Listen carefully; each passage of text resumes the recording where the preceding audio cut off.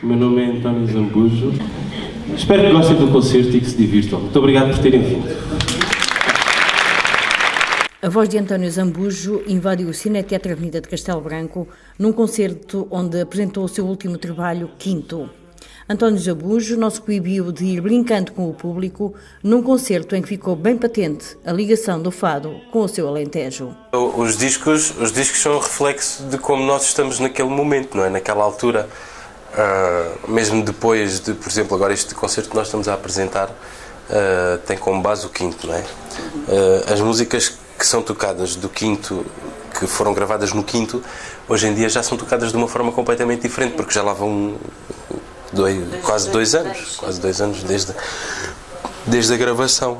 E então é isso que eu quero dizer, é que o disco reflete exclusivamente isso, esse momento em que nós estamos. Portanto, este Quinto é já uma evolução muito grande desde o início da sua carreira, como é óbvio. Como é que eu posso tratá-lo por fadista ou como é que...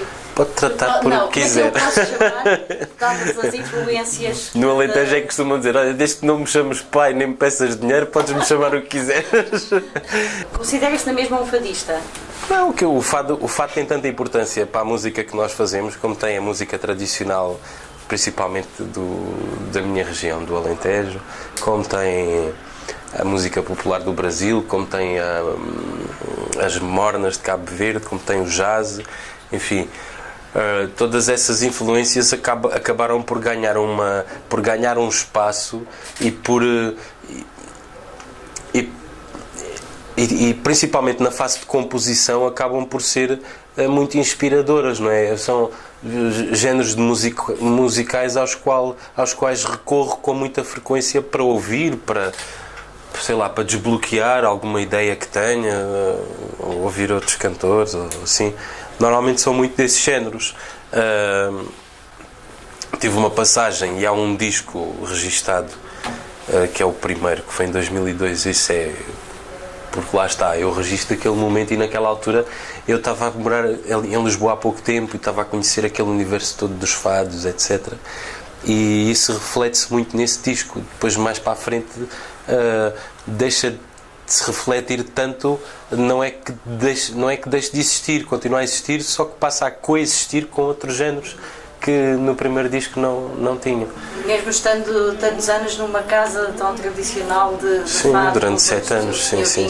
Portanto, foi evoluindo a sua sim, mesmo lá, eu lá aí do Senhor Vinho eu gostava muito de lá ir para já, porque tinha total liberdade para fazer aquilo que quisesse. Eu cantava as músicas do meu repertório, não tinha que cantar outras coisas e funcionava um pouco como tubo de ensaio. Era um sítio onde eu podia fazer experiências, onde eu podia ver se aquela música ou outra ficava bem. Também ver a reação do público. Ver também a reação do público, sim.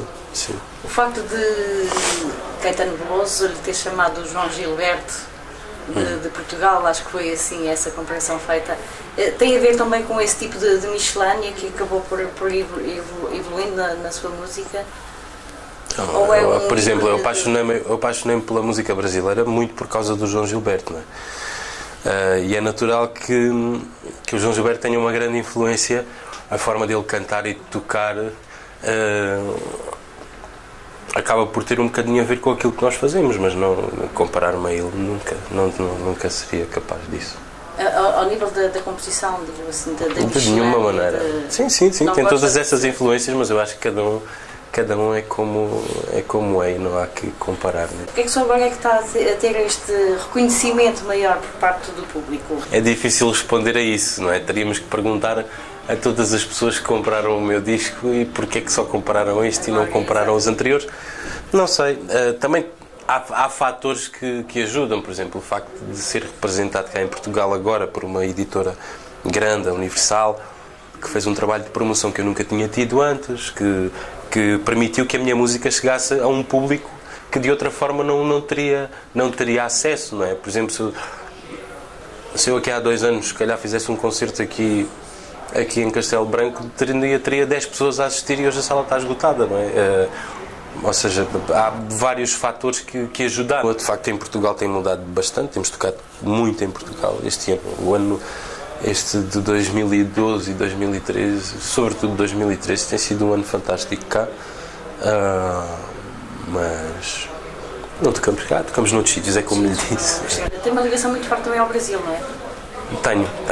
Vai lá muitas vezes. Sim, também muitas vezes. em atuações. O António é um alentejano de Beja, digamos assim. A música tradicional do Alentejo, aqueles coros, é que o levaram a cantar. Sim, a minha primeira memória musical foi...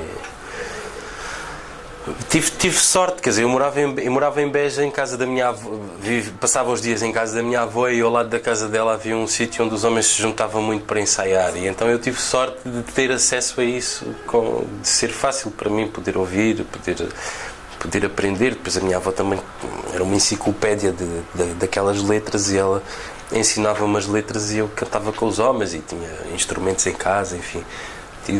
Tive muita sorte de ter passado muito tempo em casa da minha avó e ter lá acesso a essas coisas todas. E porquê é que acaba por enveredar pelo fado? Com uma voz peculiar no fado? Porque gostava, porque eu ouvia os discos e gostava. Essencialmente era por isso, era porque gostava. Eu gostava eu lembro-me que nós, além dos discos da Amália Rodrigues, aqueles discos que toda a gente tem, não é? Eu lembro-me que em casa da minha avó havia sobretudo alguns discos, da minha avó, dos meus pais, discos do Max, que era um cantor que eu adorava, o Carlos Ramos, o Tony de Matos. Portanto, aqueles mais antigos, talvez, sejam um bocadinho mais atrás. Mas sobretudo homens, eu gostava muito de ouvir os homens a cantar. E eles, alguns discos até nem eram só com guitarra e viola, eram também com orquestras e tal. E eu achava piada aquilo e foram essas músicas que eu aprendi. E depois comecei a cantá-las, muito em família, mas começava a cantar, a par da música tradicional. Eu fechei a porta da escada, fiz uma cruz na entrada e mandei a chave ao Tejo.